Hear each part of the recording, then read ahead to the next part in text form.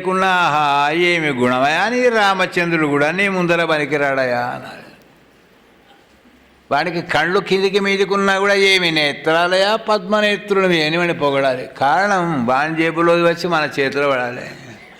అందుకోసం యాచక వృత్తి మరణే యాని చిన్నాని తాని చిన్నాని యాచక అంటారు. ప్రాణం పోయేటప్పుడు ఎన్ని చిన్నలు చేస్తే ప్రాణం పోతుందో ఎదుటి వాడి దగ్గర నుంచి రూపాయి రావాలంటే కూడా గన్ని చిన్నాలు చేస్తేనే వస్తుంది. అరయంగ యాచక వృత్తి 4 తన సతి నిడబాసి బ్రతికియుండుటనైదు.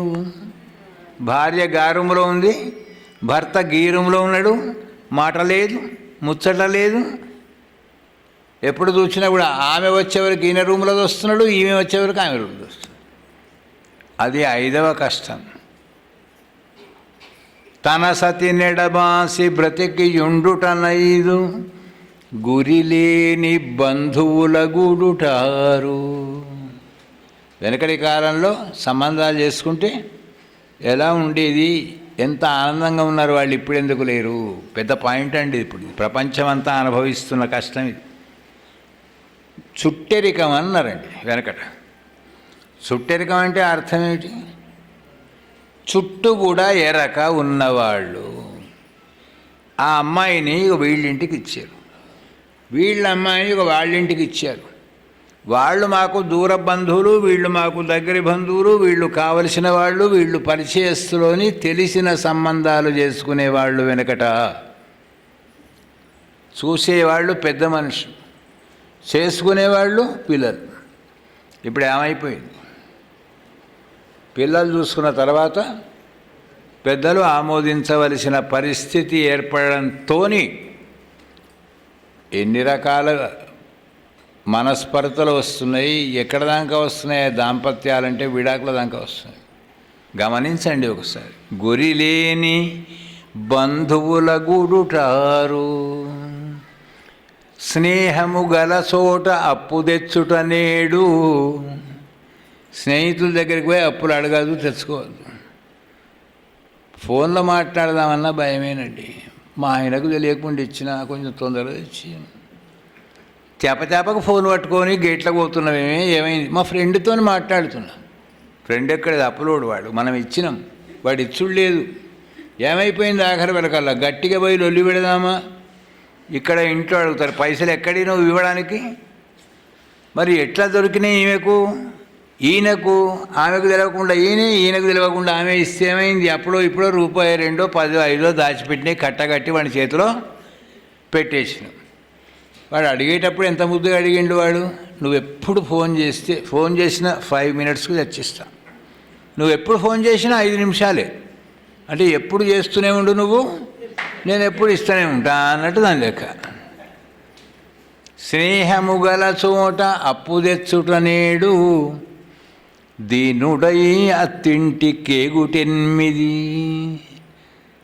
అమ్మ మీద నాన్న మీద కోపం వచ్చి ఏం చేసిండు వీడు? అత్తగారింట్లో పోయి ఉన్నాడు. ఎన్ని రోజులు ఉంటుందండి ఆ మర్యాద? ఒక్కరోజు ఉంటే మహా ఎక్కువ, మంచివాళ్ళైతే 2 రోజులు, ఇంకా గొప్పోళ్ళు అయితే 3 రోజులు. 4వ నాటికి ఏం చెప్తారు? ఏమో అల్లుడు ఊరికి మంచంలో కూర్చొని కుర్చీ మీద కూర్చున్నావు, గేట్ల కావాలి పో అంటుంటారు. ఎవరన్నా ఉన్నారా అత్తగారింట్లో? ఉన్నాడు మహానుభావుడు.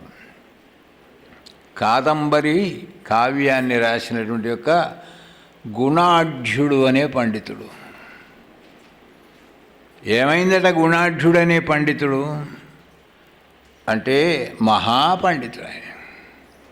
ఎంత పెద్ద పండితుడు అంటే ఆయన తండ్రి పేరు కూడా ఆయన మంచి పండితుడు. ఆయనే గుణకవి అని ఆయన పేరు, గుణాఢ్యుడు ఈయన పేరు. కాదంబరి అనే కావ్యాన్ని రాశాడు ఆయన. కొడుకు బాగా చదువుకున్నాడు, పెద్దవాడు అయిండు. అందుకే మనవాళ్ళు పెద్దవాళ్ళని కోప్పడకూడదు కదా, తప్పు. రాజవత్ పంచవర్షాణి దశవర్షాణి దాసవత్ ప్రాప్తే 16 వర్షేషు పుత్రం మిత్రవదాచర. రాజవత్ పంచవర్షాన్ని 5 ఏళ్ల పిల్లవాడికి మీరు స్నానం చేయించండి, దెబ్బలు కొట్టండి, వాడిని అరికాలకు ముళ్ళు నాటితే కూడా పండ్లతో బీకాలి. అది 5 ఏళ్ల మర్యాద. 10 ఏళ్ళు వచ్చినాయి అదో ఇదో పని చెప్పాలి. లేకపోతే వాడు మొద్దయి కూర్చుంటాడు. ప్రాప్తే షోడశ వర్షేషు 16 ఏళ్ళ అమ్మాయో అబ్బాయి అయితే అక్కడ కూర్చుండబెట్టే మాట్లాడాలి. ఇక్కడ గుణాఢ్యుడు చాలా గొప్పగా చదువుకున్నాడు. నాటకాలంకార, సాహితీ, వ్యాకరణ, తర్కం అంతా చదువుకున్నాడు. అనేక రాజసభలకు పిలుస్తున్నారు. పండితుని పిలుస్తారు కానీ విద్వాన్ సర్వత్ర పూజ్యతే. స్వదేశో పూజితో రాజా. తన దేశంలో పూజింపబడేవాడు రాజు. స్వస్థానే పూజితో ధని. ఉన్న చోట పూజించేవాడు ఎవడంటే ఎవడు ధనవంతుడు అయితే వాడిని పూజిస్తాడు. రేపు ఏమైనా అవసరం పడుతుంది మన. స్వస్థానే పూజితో ధని, ధనవంతుడు. స్వగృహే పూజితో మూర్ఖ. ఇంట్లో వాడు ఏమైనా అలుగుతూనే ఉంటాడు, తిడుతూనే ఉంటాడు. అందుకోసం ఇంట్లో పూజించబడేవాడు ఎవడంటే మూర్ఖుడు. వాడు చెప్తే వినడు, వాడికి దోస్తుంది. అందుకోసమై విద్వాన్ సర్వత్ర పూజ్యతే. విద్యావంతుడికి ఎక్కడికి వెళ్ళినా పూజనే. గుణాఢ్య పండితుడు అద్భుతమైనటువంటి యొక్క మహాపండితుడు. వివాహం జరిగింది. భార్య ఎంత గొప్పదట అంటే పతివ్రతామ తల్లులతో పోల్చవచ్చు ఆమెను, అంత గొప్పది. సన్మానం చేసుకొని వస్తున్నాడు. రాజ సన్మానం. తల్లికి ఎంత సంతోషం అండి కొడుకు సన్మానం అయితే. ఏమండోయ్ మీ కుమారుడు ఇవాళ మంచి బంగారు ఉంగరాలు 5,000కి 5 వచ్చి పంపించాండి రాజుగారు. పోలియా, ఇవాళ ఫలాన్ రాజుగారి దగ్గరికి పోతే గండపెండీరందుడికి గొప్ప శాలువ కప్పిండండి మీ కొడుకు. ఏ దిక్కు వచ్చిన శాలువలు అన్నాడు. అరే ఏమిది, నేనేమన్నా తప్పు చేస్తున్నానా కొడుకు అనిపిస్తుంది.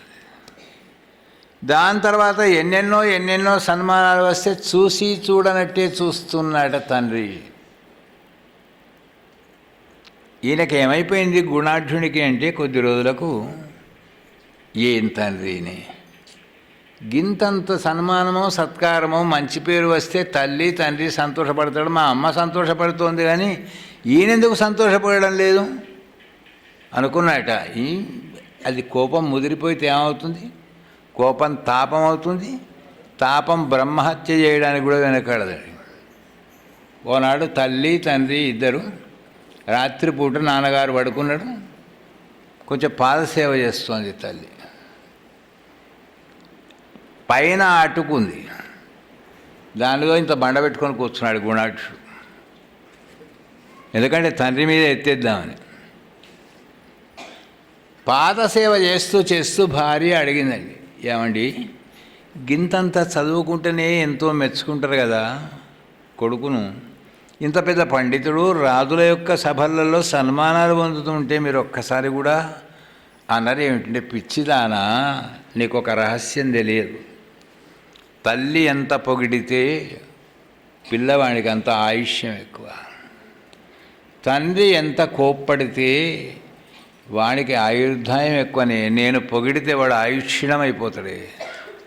నాకు మనస్సులో లేదా, వాడు సన్మానాలు చేసుకొని వచ్చిన వార్తలన్నీ నేను వింటున్నాను. ఇంత వింటుంటే కూడా లోపల ఆనందపడిపోతున్నాను. కొడుకు ముందర తండ్రి ఓడిపోవడం ఎంత గొప్ప అనుకుంటున్నానో నాకు తెలియదా? వాడు చల్లగా బతకాలి అని నా కోరిక. అందుకే తండ్రి ఎప్పుడు కొడుకును పొగడకూడదు. తల్లి ఎప్పుడు కొడుకు ఇచ్చిన డబ్బులు చెయ్యి బట్టి తీసుకోకూడదు, కింద పెట్టమనాలి. తీసుకున్నదా కొడుకు రుణం తీరినట్టే, జాగ్రత్త. అందుకోసం తీసుకోండి పైసలు అక్కడ పెట్టమన్నాడు. కొన్ని చాలా నియమబద్ధమైన శాస్త్రాలు. బండ పెట్టుకున్నాడు, వీడు అటుకు మీద ఉన్నాడు. పశ్చాత్తాపం కలిగింది. అయ్యో మా నాన్నగారిని చంపుతాను పెట్టుకుంటే ఈ బండ. తెల్లవారిందండి, అటుకు దిగాడు, బండ బయట వారేశాడు. మరి నాన్న చిన్న విషయమే. ఏమి అన్నాడు. ఎవరైనా తండ్రిని చంపుతా అనుకుంటే వాడు ఏ పాపం చేసిన వాడు అవుతాడు, ఏ శిక్ష వాడికి కావాలి. ఎందుకు అనుకుంటారా తండ్రిని చంపుతా అని? అనుకుంటే,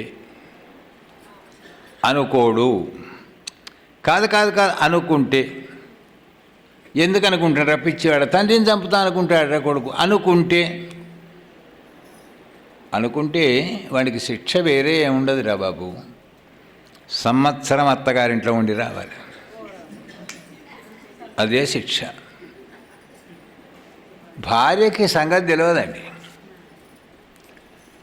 ఎవరికి? ఈ గుణాఢ్యుని యొక్క భార్యకు తెలియదు. ఏమే అమ్మ వాళ్ళ ఇంటికి పోదామా? మీ అమ్మ వాళ్ళ ఇంటికి? అయ్యో మనకు మనం పోవద్దండి, వాళ్ళు పిలిస్తే పోయితే గౌరవం అండి. లేదు పోదాంపా. ఓ బండి కట్టుకున్నారు చక్కగా. పోయే వరకు ఎంతమంది అండి? 5 భావమరుదులు ఆయనకు. అత్తగారు, మామగారు, అల్లుడు గారి కట్టుకున్న ఎడ్ల గుంగూర్ల చప్పుడు విన్నరట. ముందు స్పెషల్గా ఉంటుండే ఎవరి గుంగూర్లు? గజ్జెలు, కంకణ, మన గంటలు వాళ్ళకి. రాగానే వచ్చిండ్రు, అందరూ కాళ్ళకు నీళ్ళు ఇచ్చిండ్రు. బావా బాగున్నావా? మీ నాన్నగారు బాగున్నారా? అమ్మ బాగుందా? మీ ఇంట్లో ఉన్న పశువులు బాగున్నాయా? మీ ఊళ్ళో వాళ్ళంతా బాగున్నారా? బాగున్నా. రండి రండి. ఎట్లా వచ్చినావు నువ్వు? బండి మీద. నడిపేవాడు తెచ్చుకోలేదు, నాకే నడపాలనిపించింది. బావకాళ్ళు చూడు, మంచి తెల్లతువాల తీసుకురా, మంచిది. నేను కొత్తది తెచ్చినాం కదా ఒకటి, దాంతో దుడు అంటే తుడుస్తున్నాడు బావమరిది. నేను కాసేపు తుడుస్తా బావా. 5 బావమరుదులు పోటీ పడేటి తుడుస్తున్నాడు. అయిపోయి అమ్మాయికి ఎంత సంతోషం, నా భర్తకి ఇంత సేవ చేస్తున్నాడు. నేను 2వ రోజు గడిచి 3వ రోజు గడిచి లెబ్బంగానే కాఫీ, వాటిగా మామూలుగా సంధ్యావందనం కాగానే భోజనం, మళ్ళీ వేడి వేడి భోజనం. 5 బావమరుదులు విసురుతున్నారు, ఒక్కడు కాదండి. అరే బావకు మంచిగా విసిరండి. మంచిగానే విసురుతున్నామే, అయినా బావకు విసిరేంత గొప్పవాళ్ళం ఆమె. వారం అయితే అల్లుడు ఇంట్లో ఉంటే ఏమన్నా మాట్లాడుకోవస్తా ఇంటి వాళ్ళం? అల్లుడా? మన కష్టాలు ఎన్ని ఉంటాయి, అనేకమైన కష్టాలు ఉంటాయి. అక్కడ వారమైంది, 10 రోజులైంది, నెల అయిందండి. అందరికంటే ఎక్కువ బాధ మగవాళ్ళకేం అర్థం కాదండి బాధలు. తల్లి, ఆ ఇంట్లో ఉన్నటువంటి 5 బావమరుదుల భార్యలు, వీళ్ళందరూ మాట్లాడుకుంటుంటే ఈ అమ్మాయి వింటున్నది. ఏమిటినే వచ్చి పడ్డాడు ఇక్కడ, పోతా అనడేమి, ఎందుకంటలేడు? మరి పొమ్మని మనం అనొచ్చా? అనరాదు, అల్లుడాయి. అందుకోసం వాళ్ళు గుసగుసలు పెట్టుకుంటే ఆ గుసగుసలన్నీ కూడా ఈమెకు చెవులలో సూదులు పెట్టి పొడిచినట్టు అవుతున్నాయి. ఏమండి మనం నెల అయింది వచ్చి వెళదామా? అయ్యో రాక వచ్చినాం. అది ఎవరనాలి ఆ మాట? వాళ్ళు అనాలి. రాక వచ్చింది, ఇంకా 4 రోజులు ఉండు అని వాళ్ళు అనాలి, కానీ మనమేనా అనుడు? అందుకోసం అది ఇంకా 4 రోజులు ఉందాం. 3 నెలలాయి, 4 నెలలాయి, 6 నెలలాయి. 6 నెలల వరకు ఏమైపోయింది అంటే అక్కడ రాసిండు, స్వశిర గృహ నివాసం స్వర్గతుల్యో నరాణ. ఆ సుఖం, ఆ అరుసుకునే పద్ధతి చూస్తే అల్లునికి సంతోషం అనిపించి గోడ మీద రాసినట్టు, స్వశిర గృహ నివాసం స్వర్గతుల్యో నరాణ. మనుషులకు స్వర్గమే అత్తగారిల్లు అంటే. అత్తగారింట్లో ఎవరున్నారు? మనమేనా? అసలు ఎవరున్నారండి? మనం చెప్పుకుంటే పెద్దరికం కాదు, కానీ శంకరుడు అత్తగారింట్లోనే ఉన్నాడు, విష్ణుమూర్తి కూడా అత్తగారింట్లో ఉన్నాడు. అసారే ఖలు సంసారే, సంసారంలో సుఖం లేదయా. మరి ఎక్కడుంది అంటే సారం శ్వశిర గృహం తథా. సారం అనేటువంటిది ఎక్కడ ఉన్నది? అత్తగారింట్లో అని. హరౌ తిష్టంతు సాగరే గిరౌ తిష్టంతు శంకరే. అసారే ఖలు సంసారే, సంసారంలో సారం ఎక్కడన్నా ఉందా అంటే అత్తగారింటని అని వీళ్ళిద్దరు అత్తగారింట మఖం పెట్టింది. ఎవరు? నారాయణమూర్తి. హరవు తిష్టంతు సాగరే, పాల సముద్రంలో అన్నాడు ఆయన. అది ఎవరిల్లు అండి? లక్ష్మీం క్షీరసముద్ర రాజతనయాం శ్రీరంగసామేశ్వరి అత్తగారిల్లు కాదా అది, అక్కడ పోయి తిష్ట వేసిండు ఆయన. గిరౌ తిష్టంతు శంకరే గిరి, ఎవరి కుమారి ఈమె? పార్వతీదేవి, పర్వతరాజపుత్రి, హిమవంతుని బిడ్డ. మరి ఈయన ఎక్కడ పోయి ఉన్నాడట? హిమాచలంలో కొండ మీద లేడా శంకరుడు? అంటే ఎవరింట్లో ఉన్నట్టు ఆయన లెక్క, అత్తగారింట్లో ఉన్నట్టు. కనుక నేనుంటేం తప్పే అంటున్నాడట. ఎవరు? ఈయనే, ఈ అల్లుడు. పోడేమిటి అక్కడ రాసిండట, శశురగృహ నివాసం స్వర్గతుల్యో నరాణం. అత్తగారిల్లు స్వర్గం అని రాస్తే బావమరి చూసిండట. తత్ విజ్ఞతమూలే దినత్రయం శుభాంశు, బుద్ధివంతుడైన వాడు 3 రోజుల కంటే ఎక్కువ ఉండడు అని రాసినట బావమరిది కింద. అంటే నిజంగా బుద్ధి ఉన్నవాడైతే 3 రోజులకు పోవాలి అని దాని కింద రాసిండు. అయ్యో అట్లా దాని కింద ఈయన రాసిండట, దధిమధు ఘృతలోపం మాసమేకం వదామి. నెయ్యి పెరుగు పెట్టకున్నా పర్వాలేదు కానీ ఇంకా 2 నెలలు ఉంటానట్టు రాసిండు. ఈయన రాసిండు అల్లుడు. మొదటిది 2 రోజులు అయినావు బామ్మరిది రాసిండు, మళ్ళీ 3 రోజులు అయినాము ఈయన రాసిండు. వివేకం కలిగిన బుద్ధిమంతుడు 3 రోజుల కంటే ఎక్కువ ఉండడం, నెయ్యి పెరుగు పాలు పోయకున్నా పర్వాలేదు కానీ ఇంకా ఉంటా అన్నట్టు ఈయన రాసిండు. రాసినాక చివరికి ఆయన రాసినట్ట, తదుపరి దినమేకం, నువ్వు అన్న వాయిదా దాటితే తదుపరి దినమేకం మూర్ఖం శరవంతి సంచయ. నువ్వు అన్నదానికి ఒక్కరోజు ఉంటే మూర్ఖుణ్ణి ఎట్లా శిక్షిస్తారో నిన్ను గట్టినే శిక్షిస్తారు సుమా అన్నట్టు రాసింది. భార్య చదువుకున్నదేనా? ఏమంటే శ్లోకం చూసినారా? ఏ మస్తగా రాస్తారు, గోడల మీద ధర్మో రక్షతి రక్షిత అని రాస్తారు. ఎవడైనా పాటిస్తాడా? అందుకోసమై భార్యకు ఎక్కడ అర్థం అవుతుందండి, బావా ఇక్కడనే ఉన్నావు, మన పొలం కోస్తున్నాడు, కొంచెం అక్కడ పోయి నిలబడపోలేవు. ఎవరికండి వచ్చినాడు పట్టుపంచలతో దుడిచిన బావకాళ్ళు ఇప్పుడు బురదల పోయి నిలబడమంటున్నాయి. అయిపోయి అక్కడ నిలబడమేమో, ఇంకా ఎడ్లు ఆవులు పేడబెట్టంగా చూస్తున్నాయి, పక్కకు పెడేయచ్చు కదా. బాధపడుతుందట బిడ్డ, ఏమిటి నాకు మహాపండితుడిని అని చెప్పిన తర్వాత అయిపోయింది. సంవత్సరం ఇక రేపైతే అయిపోతుంది. మనకు కూడా కాలక్షేపం నా వంతు రేపైతే.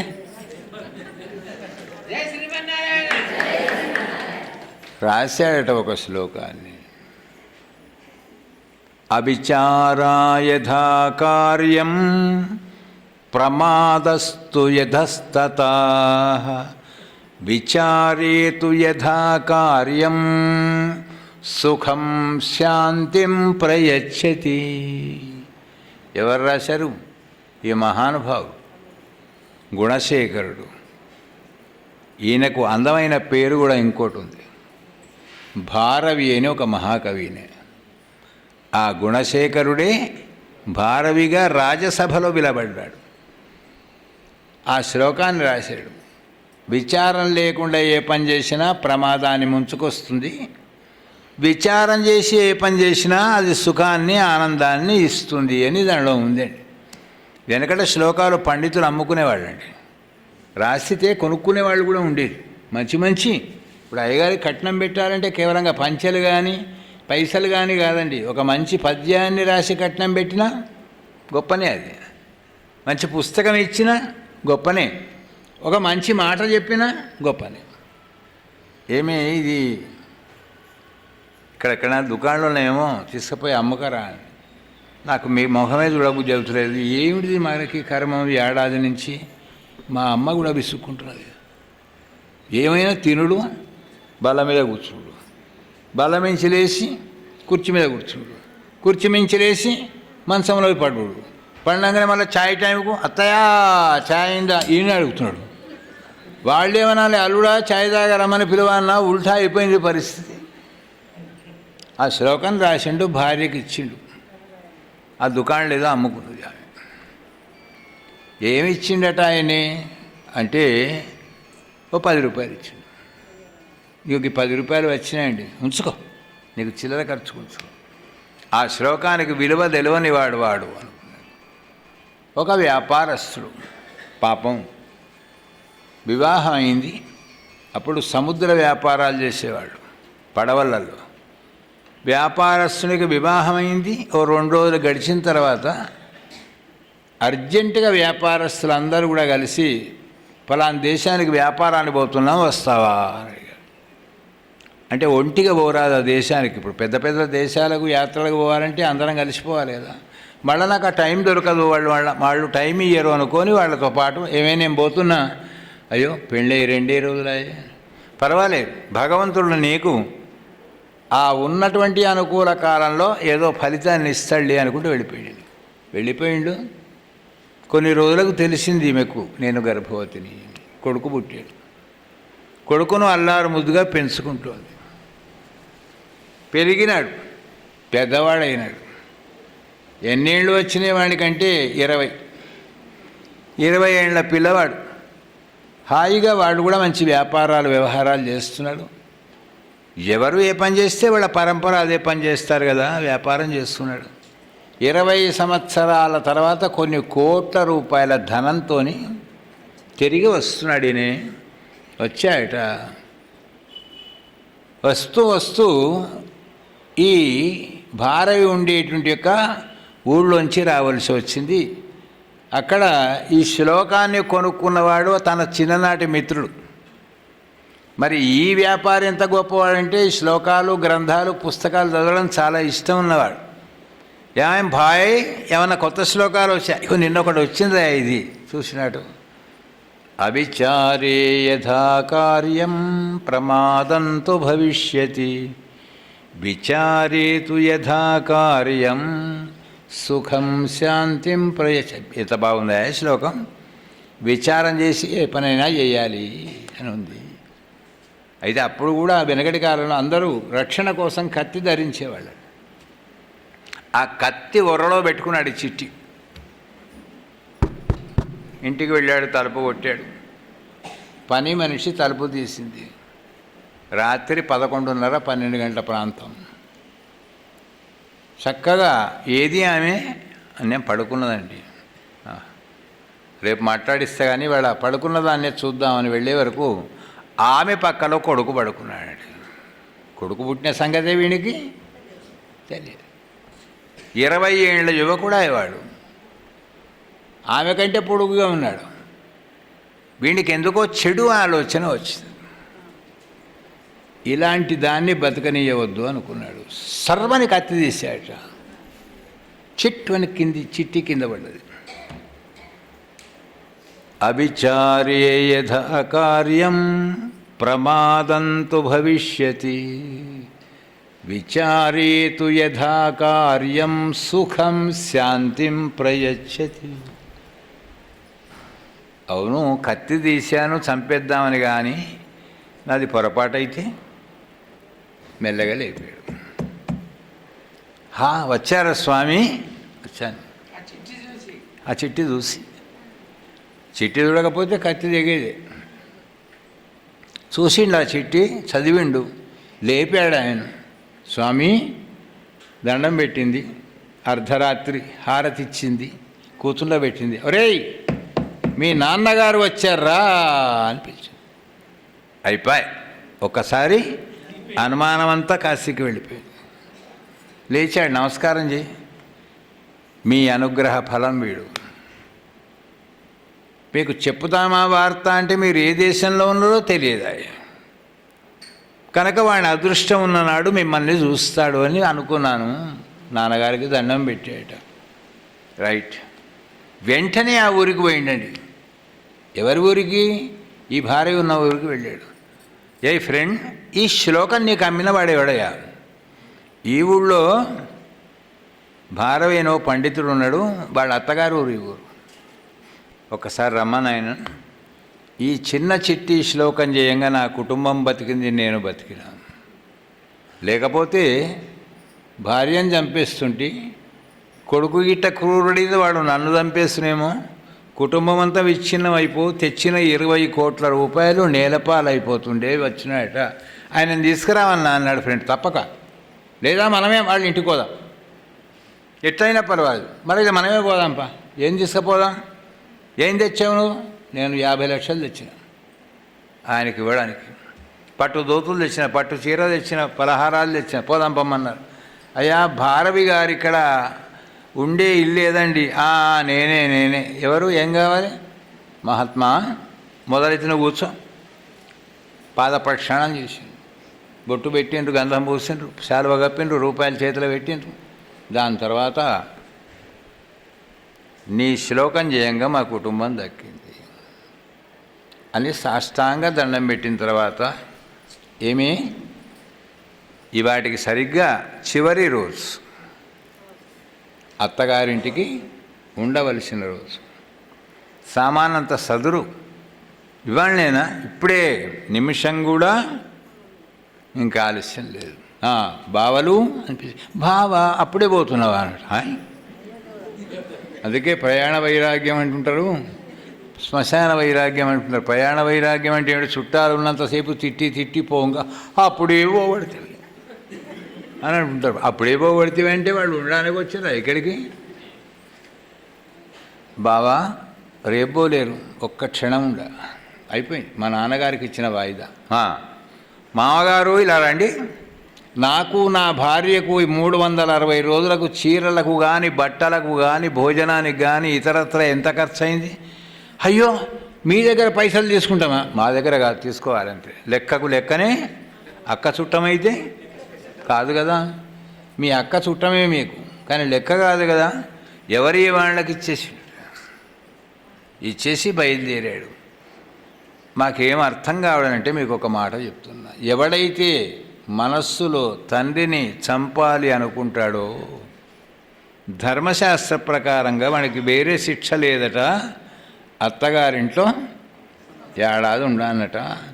నేను అనుకున్నా, ఇగో ఈ శిక్షను అనుభవించిన బాబా, మాదేమన్నా తప్పులుంటే మన్నించు.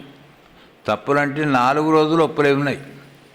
360 రోజులలో 4 రోజులు బలికి 5 రోజులు అన్నీ ఒప్పులే.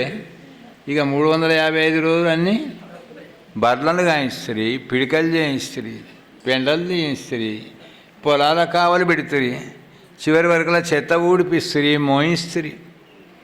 ఇంతకంటే శిక్ష మా నాన్నగారు ఎంత గొప్పవాడు. ఆయనే అత్తగారింట్లో ఏడాది ఉంటే ఏం తెలుస్తుందో ఆయన ఆలోచించి చెప్పిండు కనుక ఇగో నాకు ఇది తెలిసింది అన్నట. గోపాలకృష్ణ భగవానికి.